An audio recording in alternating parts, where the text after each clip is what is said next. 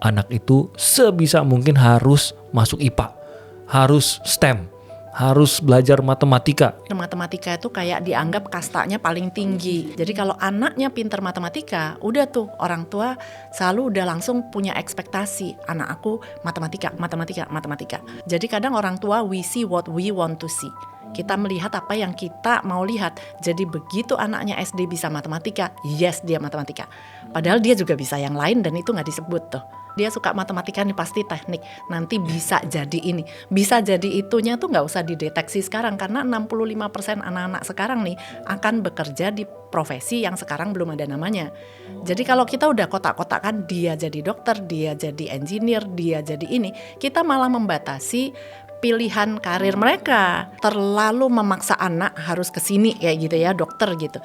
Itu memang tidak bijaksana. Tapi terlalu membebaskan anak juga kurang tepat.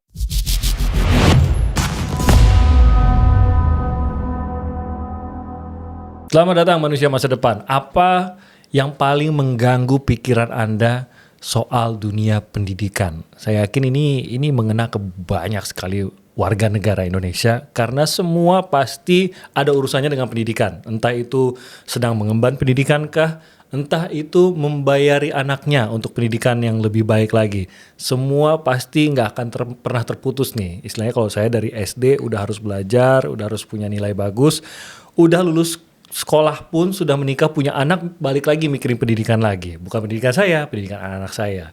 Anda juga mungkin mengalami hal yang sama.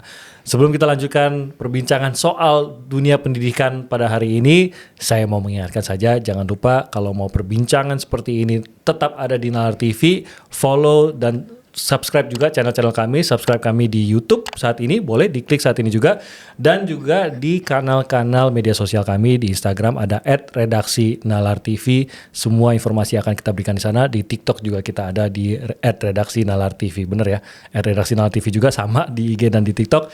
Dan jangan lupa juga ini bisa didengarkan di Spotify.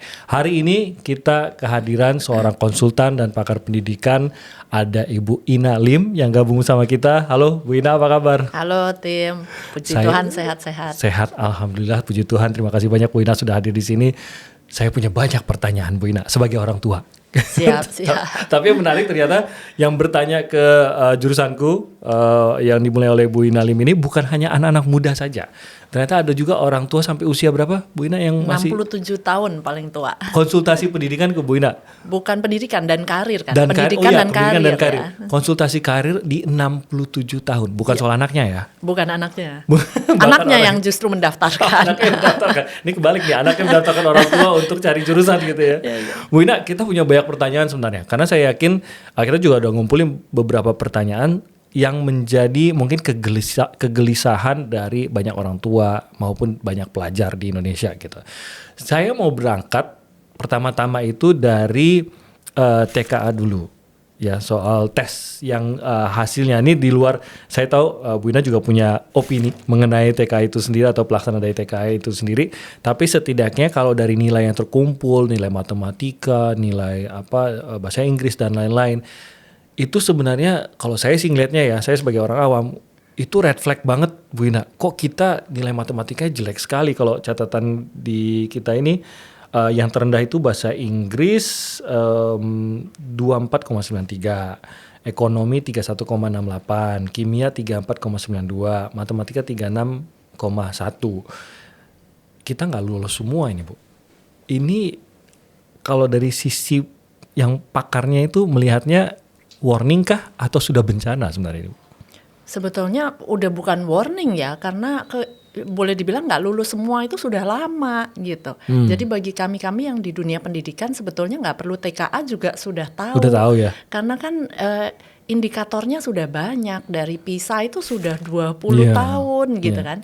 Kemudian di era pemerintahan sebelumnya juga udah ada AN, asesmen nasional, literasi, numerasi. Itu sudah ada, kita semuanya petanya menunjukkan jelek dari dulu gitu. Betul. Tidak meningkat sebetulnya. Jadi TKA ini hanya menurut saya juga a waste of resources akhirnya kalau hanya untuk pemetaan lagi, hanya untuk tahu oh literasi kita ternyata rendah ya. Nggak usah. Untuk mengetahui tahu. sesuatu yang kita udah tahu Sudah dari tahu. bertahun-tahun, sudah banyak indikatornya juga. Betul, tapi sekarang malah at the cost of banyak orang tua stres, biaya juga, harus beli buku, bimbel 500.000 katanya nggak kepake, terus pungli-pungli, jadi biayanya banyak keluar. Akhirnya katanya untuk SNBP ya, terus ternyata banyak universitas juga nggak jadi pakai gitu. Jadi cuma ngerepotin doang. Betul.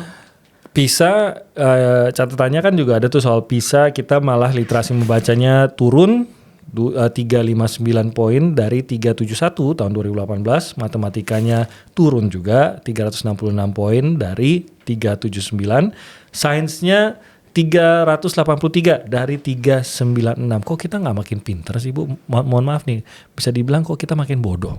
Sebetulnya dampak paling besar itu pandemi. Memang learning loss itu berasa banget karena kan saya tiap hari nih ketemu anak SMA, orang tua. Jadi berasa banget setiap hari sebelum pandemi, selama pandemi, dan sesudah pandemi. Itu tuh memang anjloknya banget.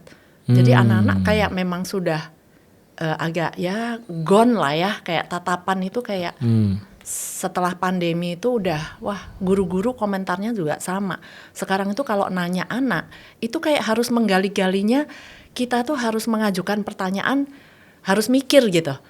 Kayak dipandu. Kalau dulu kan cuman tinggal what do you think gitu, dia bisa cerita panjang lebar. Kalau sekarang enggak, what do you think?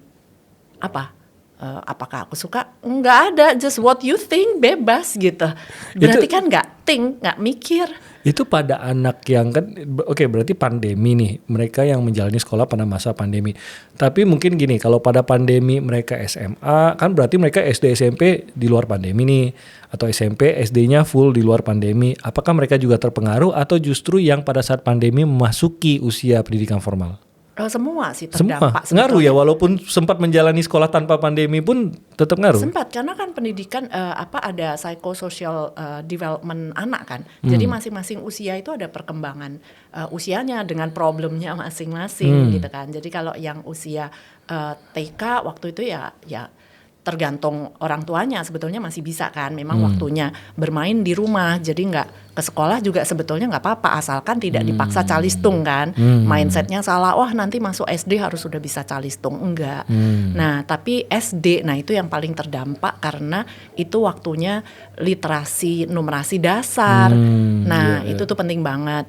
Kemudian kalau usia remaja itu kan lagi usia mencari jati diri ya.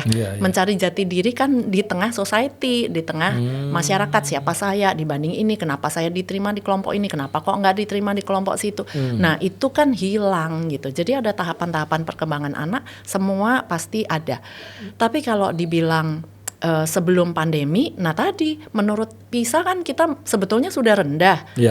Jadi bukan dari tinggi jatuh, enggak. Jadi memang udah rendah juga gitu. Sudah rendah, tapi makin anjlok gara-gara pandemi juga. Jadi problemnya sih udah so complicated sih. Sebetulnya nggak cuma pandemi sih, banyak sekali. Tapi pandemi memperparahnya lah gitu ya. Oke. Bisa diperbaiki nggak sih sebenarnya Bu? Mbak saya ini saya lagi-lagi gini, saya sebagai orang tua dan mungkin banyak di luar sana juga, Anda juga ngerasa gitu ya. Saya jadi khawatir gitu loh nyekolahin anak saya di sini gitu, karena dasar atau basisnya itu kok jadi rendah sekali gitu. Sementara saya juga nggak ada pilihan untuk nyekolahin anak saya di luar kan gitu. Harus khawatir nggak nih saya sebagai orang tua, anak saya ini benar-benar bisa mendapatkan pendidikan yang baik atau enggak? Apakah merata nih Bu, merata se-Indonesia ini nilainya jelek atau sebenarnya masih ada harapan? Justru bagus kalau khawatir ya. Kalau nggak khawatir, malah khawatirnya kayaknya bakal nanti deh. Justru nanti nanti khawatirnya karena we should worry gitu. Kalau nggak worry kan kayaknya semua kan baik-baik saja. There's nothing we should do about it gitu. Tapi karena kita khawatir kan, yuk berbuat sesuatu kan, harusnya begitu. Cuman tadinya nih di pemerintahan yang sebelumnya kita itu sudah sangat semangat. Finally ada reformasi besar-besaran.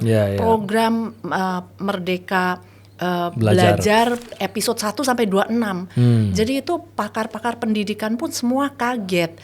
Orang-orang pendidikan pun semua kaget kok bisa mereformasi secepat itu gitu. Jadi terus ada PMM, platform Merdeka Mengajar yang mana guru bisa saling berbagi praktik baik. Jadi nggak mengandalkan pelatihan dari pemerintah gitu kan. Nah, itu semangatnya muncul tuh guru-guru tuh. Jadi kayaknya wah, makanya ada istilah penggerak gitu ya, guru penggerak, kepala sekolah penggerak itu menggerakkan supaya mengajak yang lain-lain nantinya mau yuk bergerak gitu, bertransformasi. Kita udah lama tertidur nih gitu.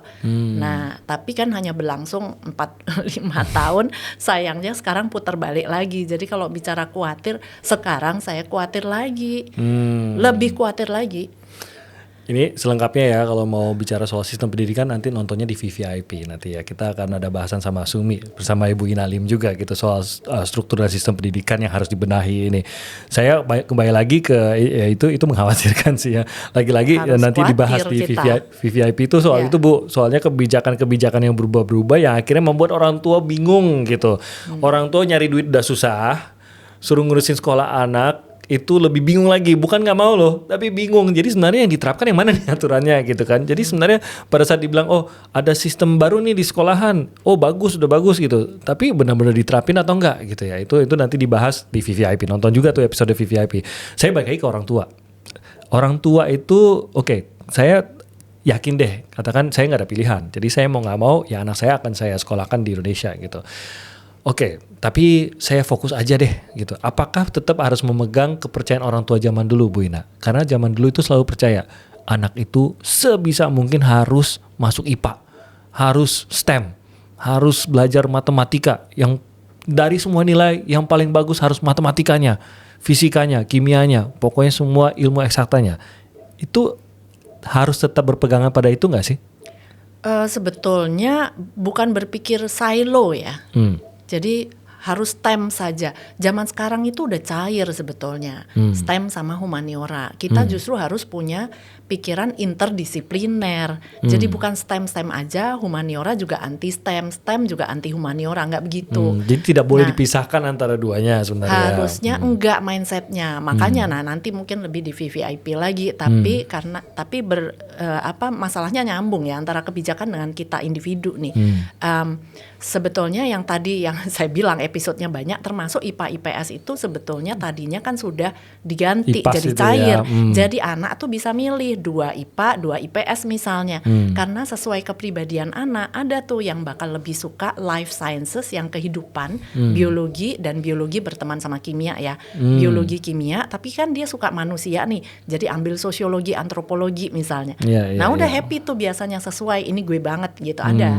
Tapi karena ada anak-anak yang memang tidak terlalu into matematika banget lah gitu. Matematika dasar sih pasti kita perlu lah, kepake lah ya, ngitung duit dan lain-lain, statistik pasti. Tapi nggak semua itu harus ngambil kalkulus yang sampai mendalam banget, yang sampai mau ke teknik, dan nggak harus gitu. Nah, tapi ada anak-anak yang memang lebih udahlah let's talk numbers aja gitu ya. Nah itu cocok dia ngambil matematika lanjut sama fisika, mungkin ditambah ekonomi misalnya atau geografi gitu kan. Nah bisa, tapi sekarang kembali. Tadinya ada wacana kembali sih IPA IPS, tapi sebetulnya enggak, cuman enggak diumumkan. Cuman beberapa sekolah takut akhirnya ngembaliin IPA IPS lagi. Nah, terus jadi STEM itu memang faktanya demand-nya tinggi, supply-nya rendah. Jadi kalau di tataran individu bukan berarti kita harus maksa semua anak, zaman teknologi nih semua anak harus masuk ngambil ke sana gitu. Computer science gitu. Enggak, artinya semua anak harus melek teknologi, harus menjadi pengguna aktif gitu. Bahkan mau arsitek pun kalau nggak pakai AI, tergantikan arsitek yang pakai AI. Yang arsitek pakai AI dalam waktu yang sama nih bisa mengajukan 10 proposal gambar, sementara yang nggak pakai AI dalam waktu yang sama cuman bisa 1 karena AI membuat dia lebih cepat gitu. Karena orang tua ini kan sebagai konsultan karir juga nih, orang tua kan masih banyak yang memang melihat karir-karir yang terbaik itu ya itu tadi engineering lah, masih di computer science, dokter, masih seperti dulu lah sebenarnya. Mungkin kita di era-era ini kita apalagi usia-usia saya gitu mungkin Bu Ina masih terpengaruh orang tua zaman dulu juga gitu. Itu sebenarnya kan lebih kepada mungkin kebiasaan sosial kita Bu ya. Sebenarnya dibilang orang timur tuh begitu Bu, matematika harus bagus, harus jadi dokter. Bahkan sampai ke India, ke China itu banyak yang stereotypingnya gitu, orang India harus jadi dokter sebisa mungkin gitu, minimal dokter gigi deh gitu, kalaupun gak jadi dokter ini gitu, dokter bedah gitu. Akan berubah gak sih itu dan bisa diubah gak sih? Ya justru itu yang selama ini saya berusaha mengubah banyaknya salah-salah persepsi kasta. Jadi memang benar matematika itu kayak dianggap kastanya paling tinggi. Iya. Padahal ada anak jago kimia lupa. Padahal kan kimia bukan berarti kastanya lebih rendah gitu. Iya. Terapan dari kimia itu juga banyak. Tapi di dalam IPA pun ada kasta. Jadi kalau anaknya pinter matematika, udah tuh orang tua selalu udah langsung punya ekspektasi. Anak aku matematika. Dilombakan matematika dan bisa gitu. Tapi begitu SMA anaknya bilang aku kayaknya mau psikologi deh gitu. Itu udah panik tuh. Dan itu sering ditambah gender. Ada masalah gender lagi. Kalau anak cowok, laki-laki seringkali ekspektasi itu kalau nggak teknologi, teknik, finance, keuangan gitu. Direktur utama perusahaan dong gitu.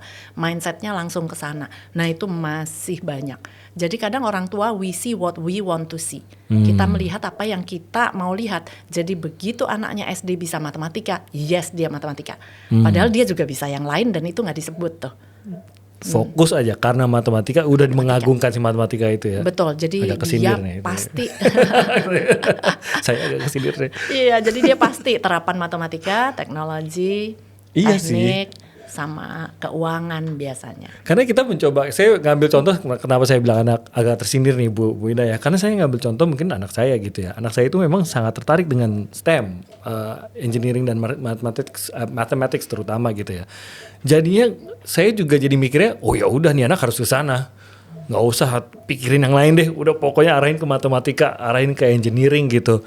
Itu sebenarnya kurang tepat juga ya. Walaupun sudah menunjukkan minat ke sana, nggak boleh juga di siloin lagi gitu. Kalau masih kecil belum waktunya silo, justru harus dilebarin kan. Biar dia explore juga gitu. Explore semuanya. Ya bagus kalau sampai dia suka science, berarti cara ngajar science-nya bagus nih. Karena science kan tentang curiosity, why, kenapa. Nah itu harus dijaga.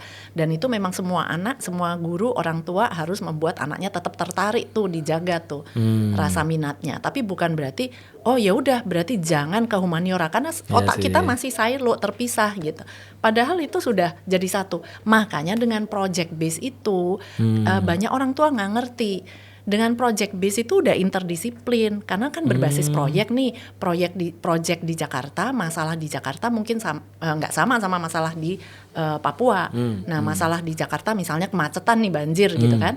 Nah anak-anak bisa aja projectnya itu mengatasi banjir misalnya, atau sungai terkotor misalnya di Jakarta, tapi kan bisa biologinya masuk, kimianya masuk, sosialnya juga, sosiologinya masuk karena ada orang-orang di daerah situ yang harus diedukasi kan gitu.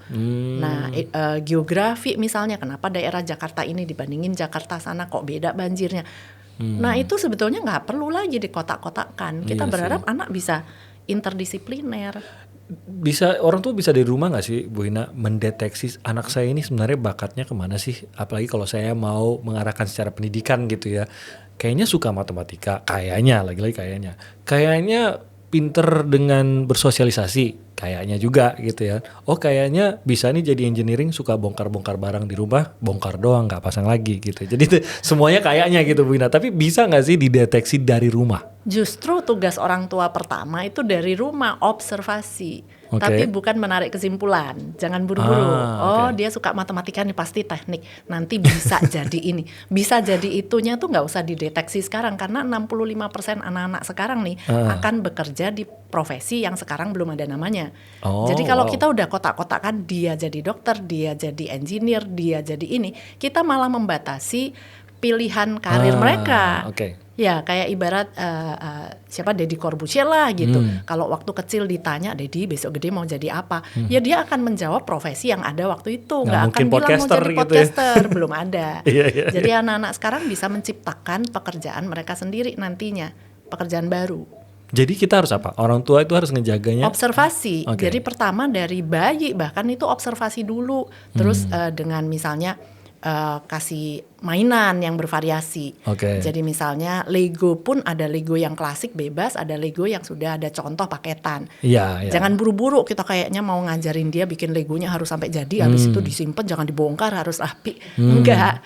Tapi biarin aja dia milih yang mana gitu. Jadi ada anak yang akan milih yang paketan, ada contoh ya dia ikutin aja step by step sampai jadi, habis itu udah dipajang aja sama dia gitu.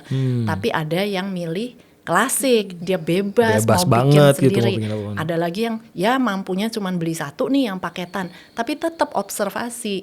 Habis jadi kadang sama anaknya dibongkar lagi, sekarang aku mau bikin something else, yang lain gitu.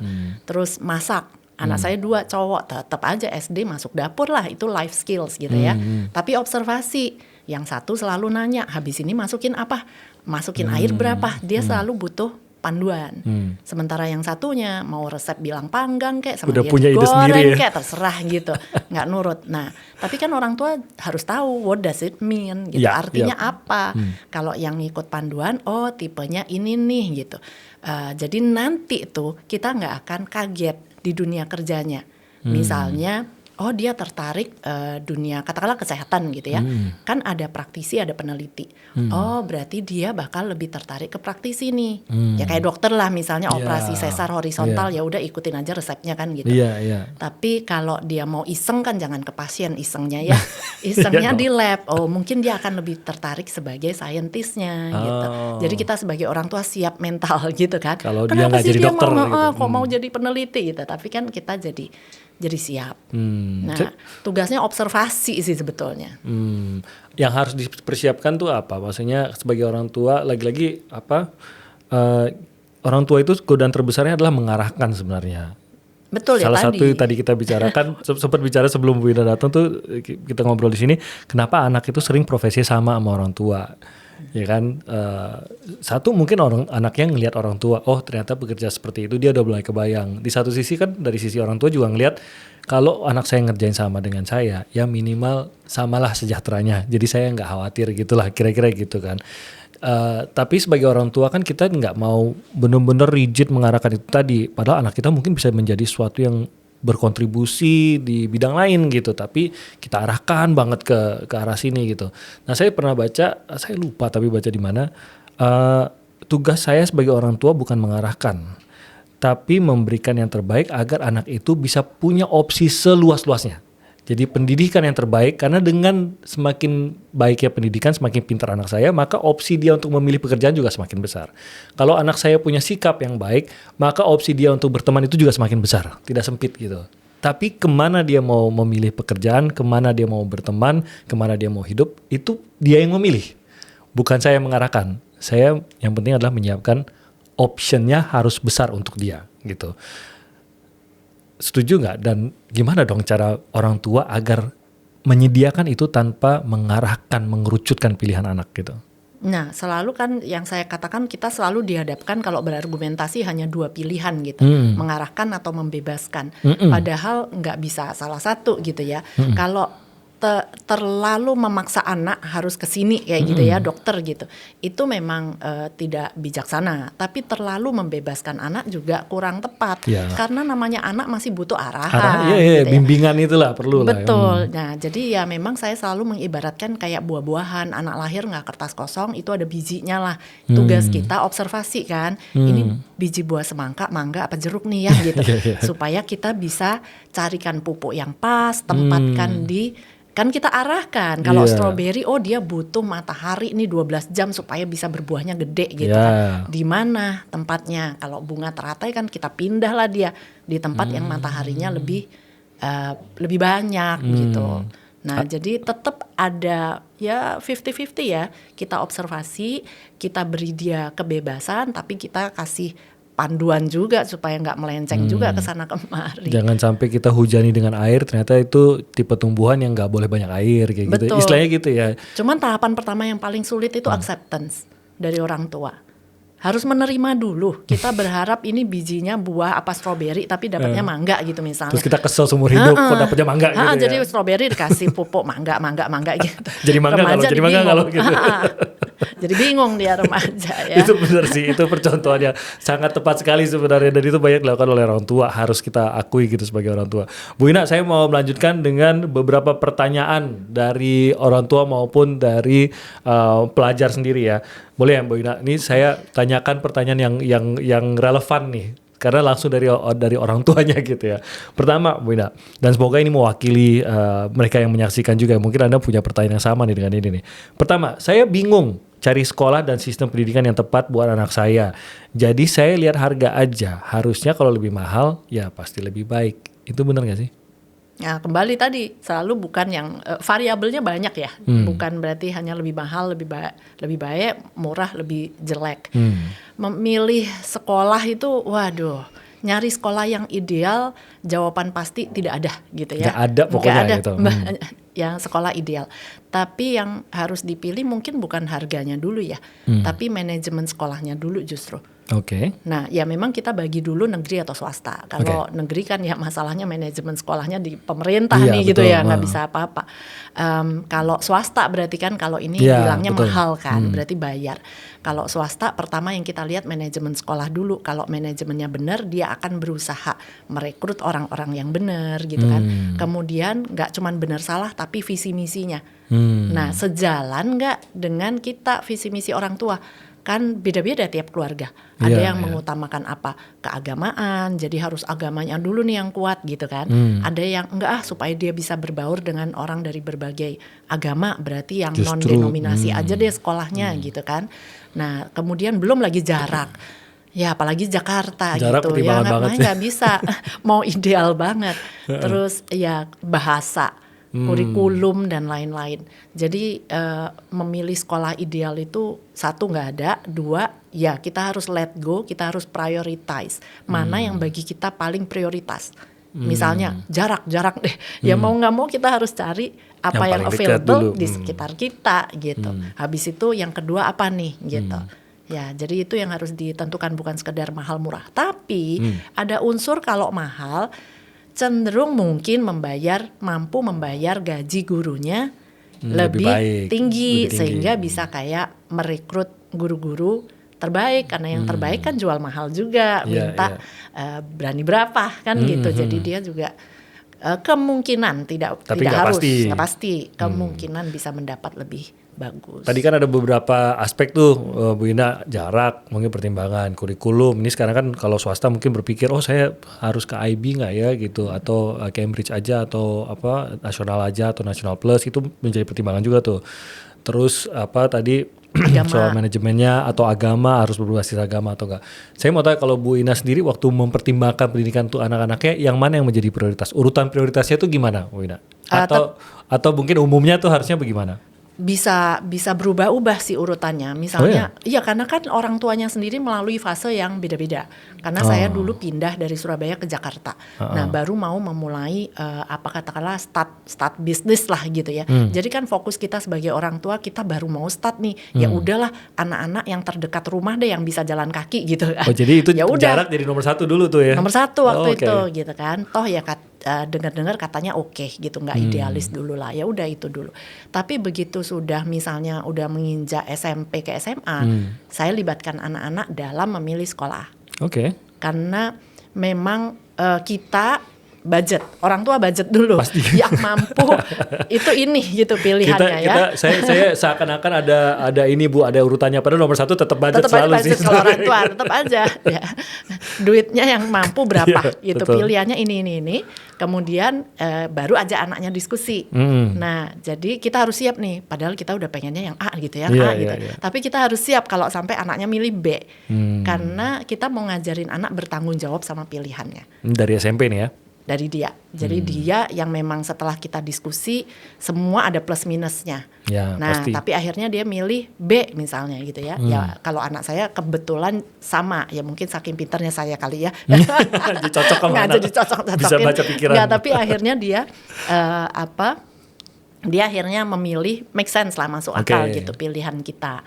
Nah pertama masuk pasti namanya anak beradaptasi, nggak harus langsung suka. Tapi setelah 3 bulan kita evaluasi lagi, gimana, nyesel nggak ke situ? Enggak. Nah jadi dia lebih, meskipun awal-awal adjust nggak nyaman, tapi kan dia lebih mau bertanggung jawab untuk stay.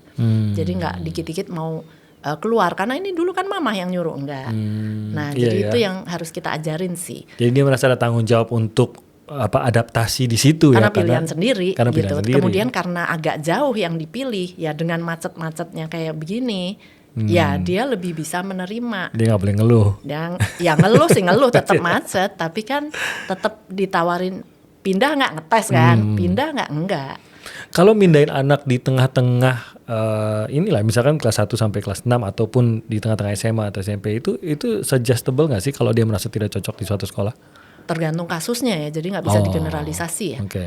Karena memang ada kasus-kasus, sekarang kasus kan banyak ya. Iya. Jadi masalah bully, pelecehan sekarang juga, wah. Nah itu kan ya. Akan merugikan anak gak? Maksudnya dalam arti ya kita terlepas dari kasusnya gitu ya, tapi pindah di tengah-tengah itu akan merugikan anaknya tidak? Kalau memang kasus-kasus malah karena di sekolah ini anaknya justru rugi ya, maksudnya ya justru kan malah menguntungkan ya. Oke. Jadi kalau mungkin saya kasih contoh misalnya anak saya sendiri dulu sempat SD usia 6 sampai 12 tahun itu sebetulnya lagi usia mencari kepercayaan diri. Jadi kalau lingkungannya mendukung, anak akan tumbuh jadi anak yang produktif, percaya diri. Tapi kalau lingkungannya nggak mendukung di usia itu, anak akan tumbuh menjadi anak yang minder. Jadi itu usia penting. Sangat penting sekali dong. Di tiap tahapan tuh penting. Berarti sangat penting di SD itu menanamkan kecintaan akan proses belajar gitu. Kalau itu semua, ya di semua tahapan. Tapi memang dia jadi tumbuh ya produktif. Oh ternyata saya bisa belajar nih gitu. Tapi kalau yang terjadi misalnya guru secara tidak sengaja mungkin ya, kan selalu harus disiplin gitu. Jadi saya pernah ditelepon sama gurunya, ada waktu nggak? Waduh, ini saya waktu itu lagi mau ada event gitu ya di kementerian, jadi nggak ada waktu nih, protokol datang nih 2 menit lagi. Dia mikir dalam 2 menit dia harus menyampaikan, padahal kan nggak, kapan ibu ada waktu, harusnya datang ke sekolah kita ngobrol gitu. Ini nggak, dalam 2 menit dia kasih list, dalam 1 semester nih ya anak ibu sekian kali telat bikin PR, dan sekian kali semua kelemahannya disebutin titik.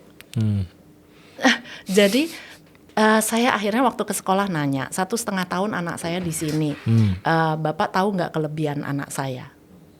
Terdiam dan nggak tahu, berarti kan nggak pernah dicari juga kelebihannya. Jadi kalau dalam hal itu misalnya dipindah tengah-tengah dan membuat anaknya industrious, produktif, jadi percaya diri, nggak makin berarti aku nggak ada kelebihan gitu.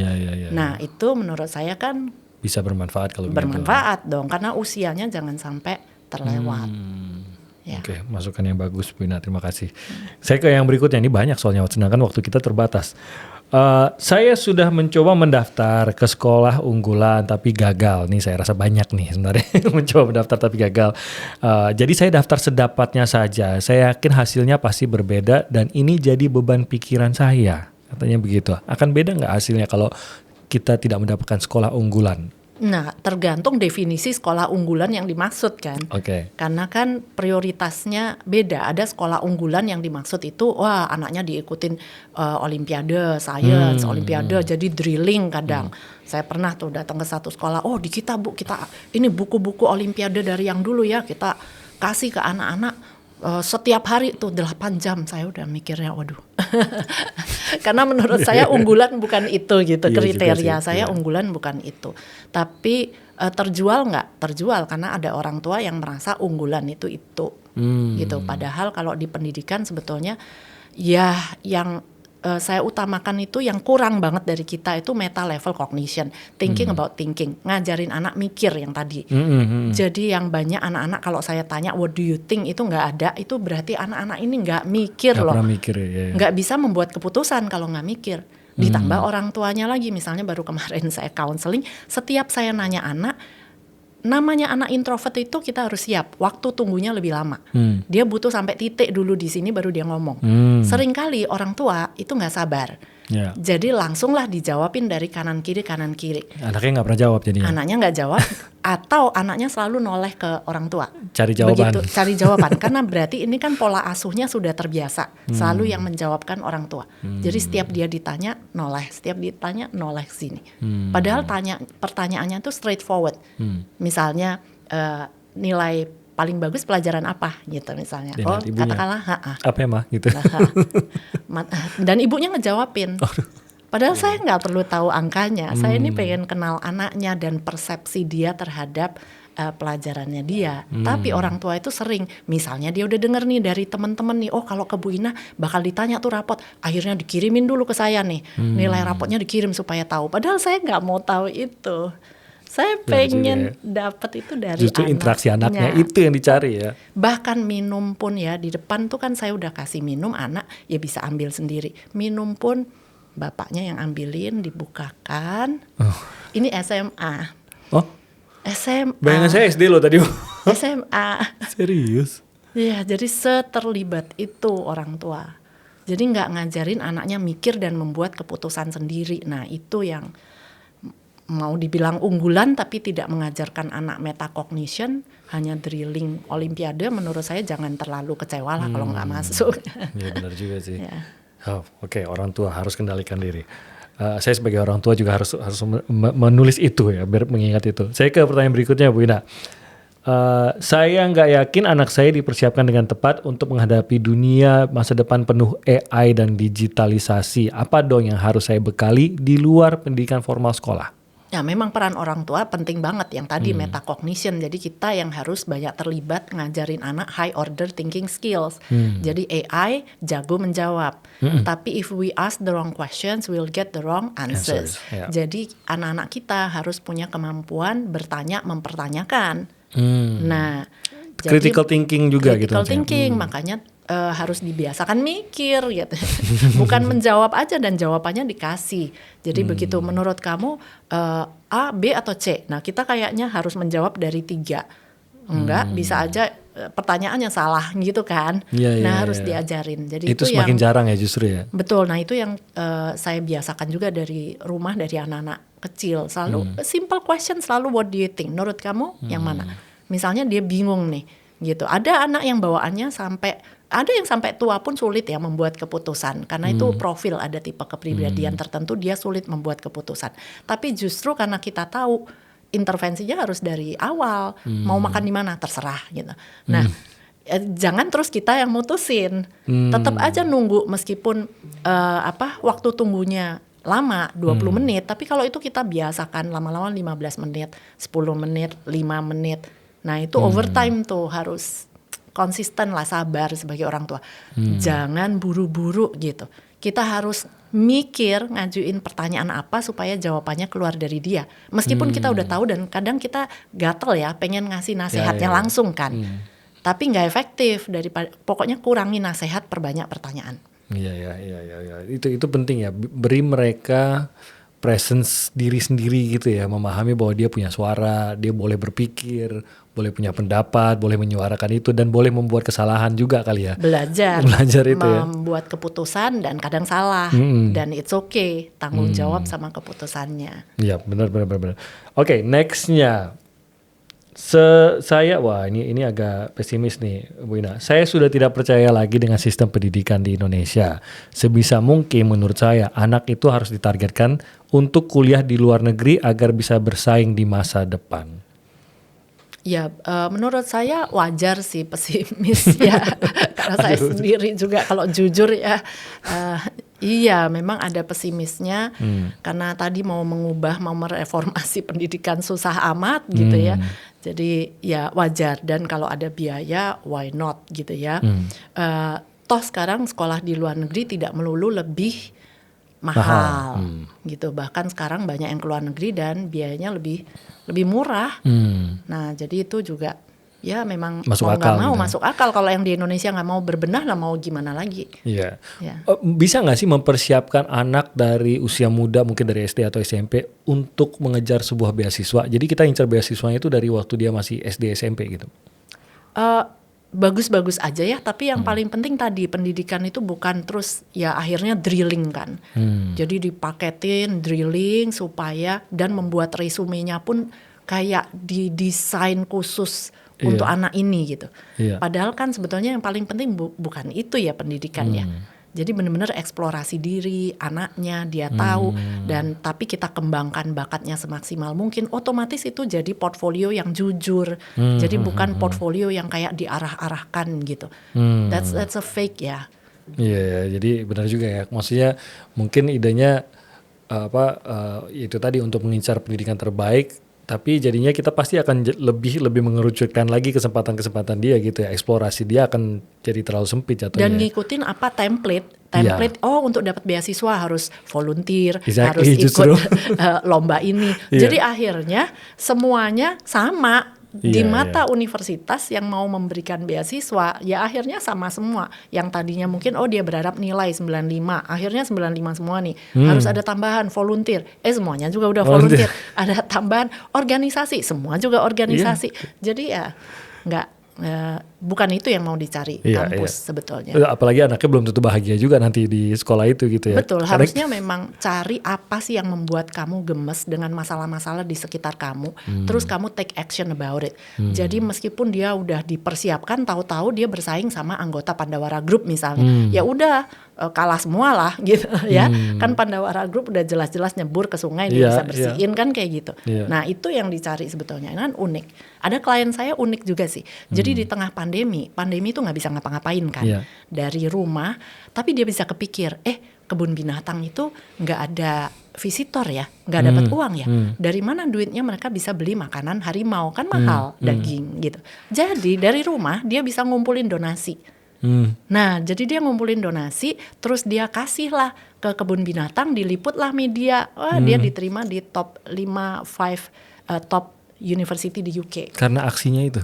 Ya, karena kan unik. Nah itu kan unik, tidak didesain dari kecil harus ini, harus itu. Tapi benar-benar concernnya dia kok kepikir sih di tengah pandemi orang nggak bisa ngapain. Dia berbuat sesuatu. Menunjukkan agent of change-nya tuh ada di jiwanya. Keunikan gitu ya. kayak gitu tuh yang dicari. Iya. So be yourself, be true to yourself. Iya, menarik.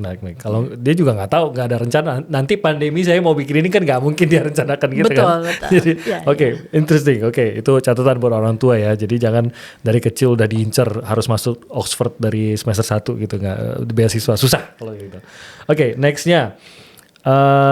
Saya nggak paham bagaimana gadget itu harus diberlakukan di sekolah. Kalau dipersiapkan gadget, saya takut disalahgunakan. Tapi kalau enggak, saya takut anak saya gagap teknologi. Harusnya gimana ya, Bu Ina? Bertahap. Jadi kalau di bawah usia 2 tahun, no gadget at all. Nah ini nih yang masih banyak banget nih saya ke Bali, ini pantai ya, kita lagi di kafe, sebelah ini bayi, makannya toddler, itu udah dikasih HP di sini, padahal di depannya itu pantai yang begitu indah, bayinya disuruh ngelihat gadget yang kecepatannya ya sudah harus ngikutin gadget, padahal dia biarkanlah matanya dia mencari stimulasi yang sesuai sama perkembangannya dia gitu. Nah itu udah, terus nanti kalau gede anaknya nggak fokus, yang disalahin anaknya lagi, nanti dibawa lagi ke psikiater. Padahal kan salah mamahnya memberikan gadget di usia dini. Jadi 2 tahun ke bawah no gadget at all. Habis itu kan ya bertahap lah. Tapi kalau udah SMP SMA itu transisi, bukan berarti dilarang sama sekali, tapi kita ajarin etika digital gitu ya. Tanggung jawab lah. Jadi pokoknya kalau larangan tanpa moral values-nya itu lebih percuma. Jadi harus tahu kenapa, jadi anak bisa meregulasi diri. Kapan saya pakai, kapan saya perlu, kalaupun pakai etikanya seperti apa. Jadi nggak sampai kecanduan. Jadi bukan sama sekali melarang, itu juga salah jatuhnya ya. Karena anak-anak tumbuh di society 5.0. Ya memang manusia sama teknologi bergandengan tangan, udah nggak bisa kan dipisah. Cuman memang harus bisa memilah-milah sendiri. Makanya tadi balik lagi meta level cognition, dalam menggunakan gadget pun dia bisa aware dengan pikirannya. Jadi kalau dia dilarang pun dia paham kenapa dilarang ataupun kenapa dibatasi, itu dia bisa paham sendiri gitu ya. Betul, dan kenyataannya anak itu lebih manusia tuh lebih nurut loh kalau dikasih tahu alasannya. Jadi ada yang menarik ya, waktu itu eksperimen di rumah sakit. Jadi ada pasien, kemudian di depannya ditulisin cuci tangan sebelum masuk gitu, hanya perintah, larangan. Tapi di kamar lainnya, kalau Anda cuci tangan, Anda menghindarkan pasien dari tertular bakteri atau virus yang Anda bawa gitu. Terus dipasanglah kamera. Ternyata orang lebih nurut yang kedua, yang dikasih tahu kenapanya. Bukan sekadar buku aturan larangan di sekolah dikasih ke orang tua tanda tangan, bukan begitu.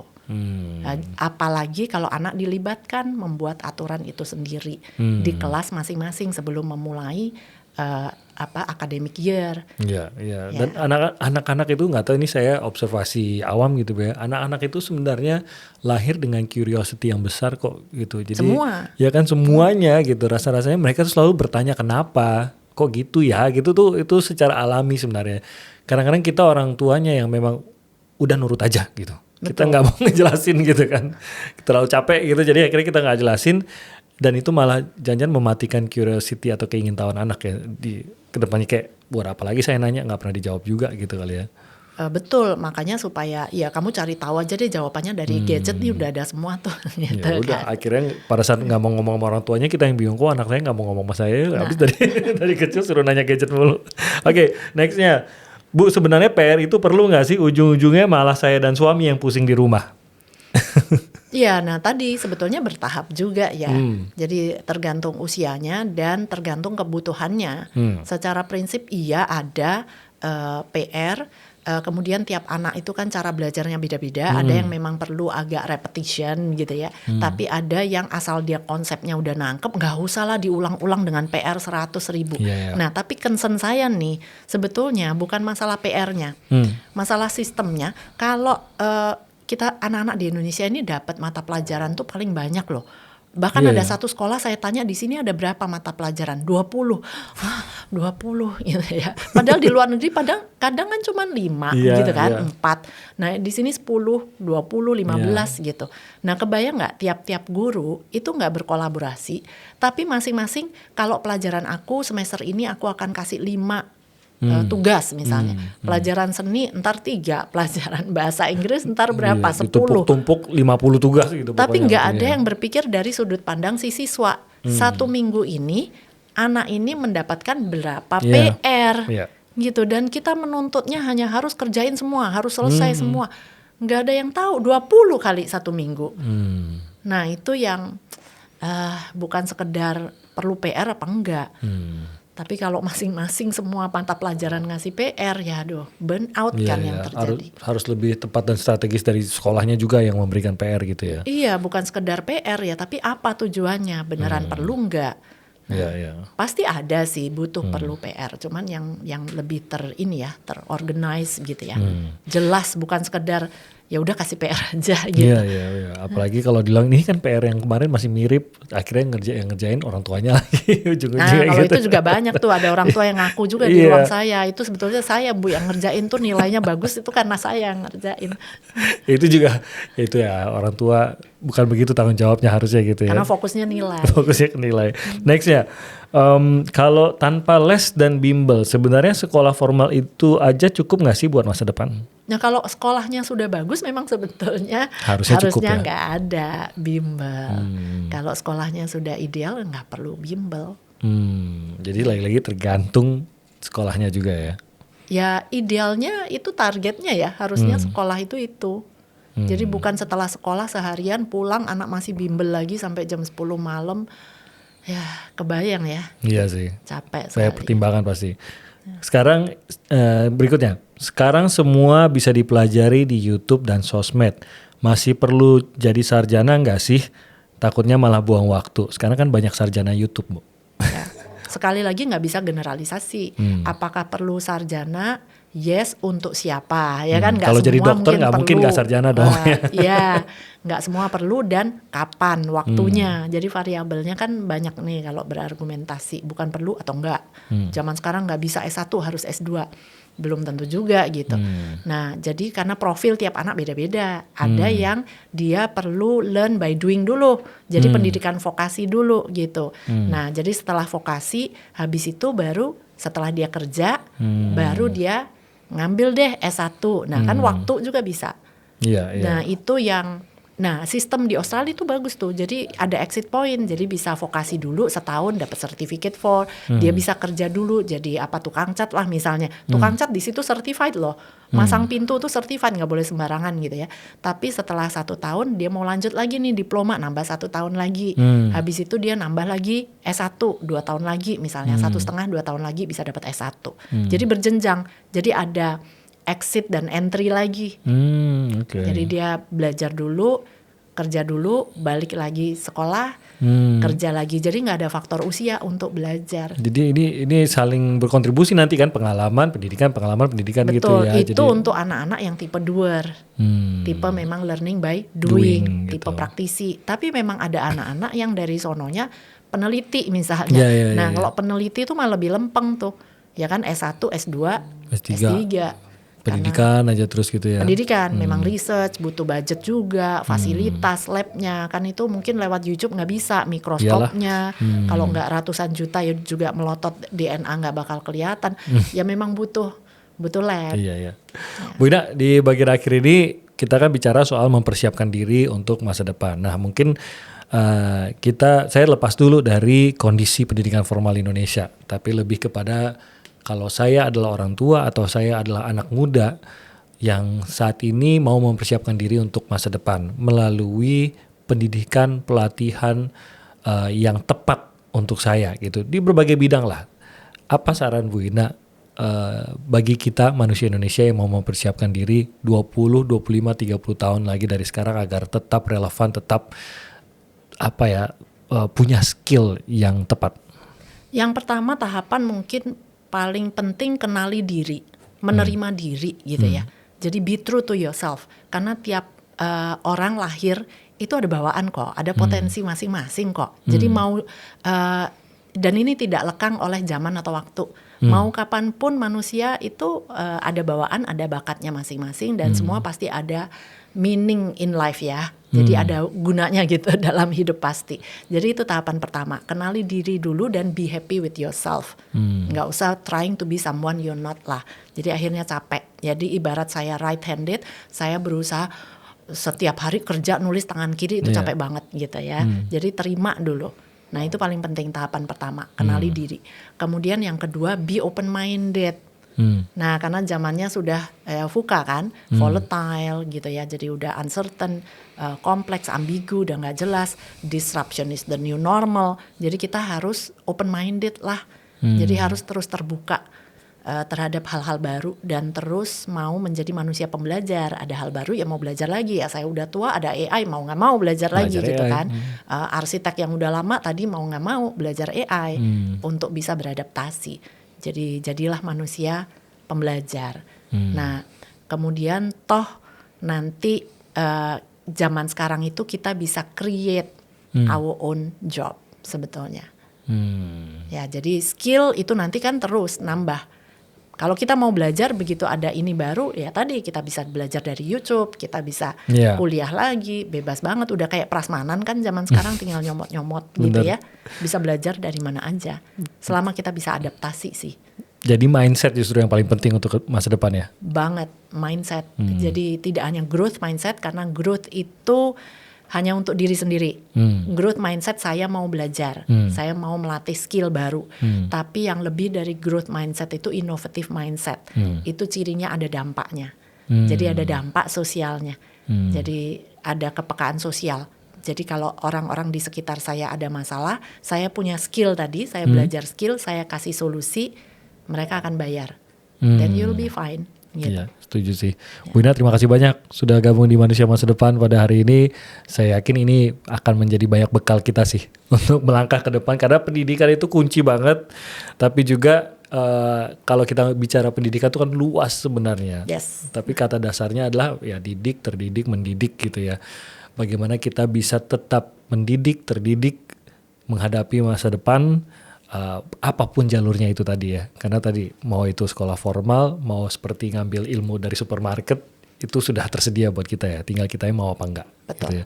Bu Ina sukses terus. Terima kasih banyak Amin. atas waktunya di Manusia Masa Depan. Kita ketemu lagi Sama-sama. lain kali ya. Terima kasih Siap, banyak Bu terima Ina. kasih, Tim. Itu tadi Ibu Ina Lim. Kita akan kembali lagi di Manusia Masa Depan lain kali. Tetap jangan lupa subscribe di Nalar TV dan juga follow akun sosial media kita di @redaksi_nalar_tv di Instagram maupun di TikTok dan juga dengarkan di Spotify. Kita ketemu lagi lain kali. Sampai jumpa.